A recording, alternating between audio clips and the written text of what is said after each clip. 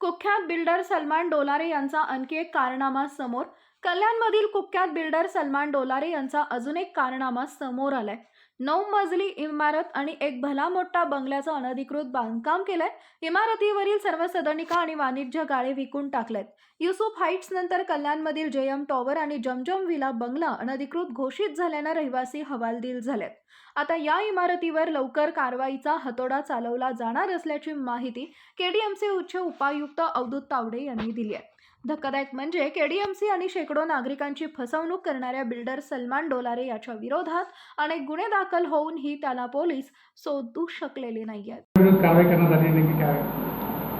अन्सारी चौक कल्याण पश्चिम येथील JM villa या इमारतीमध्ये परवानगी व्यतिरिक्त जी प्लस तळमजला अधिक 3 मजल्याचे अनधिकृत बांधकाम केल्याचे निदर्शनास आले होते. त्यामुळे त्यांना महानगरपालिका ॲक्टच्या 478 नुसार त्यांना नोटीस बजावण्यात आली होती आणि ते निष्कासित करण्यासाठी ठरवण्यात आले होते.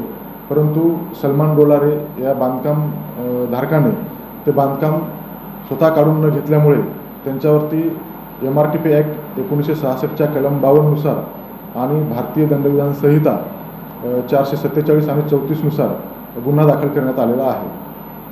सर, इमारत पाहण्यासंदर्भात काय निर्णय होणार आहे? सदर इमारतीमध्ये रहिवास असल्यामुळे पोलीस विभागाच्या मदतीने बिल्डिंग रिकामी करून त्यानुसार पुढील कार्यवाही करण्यात येईल.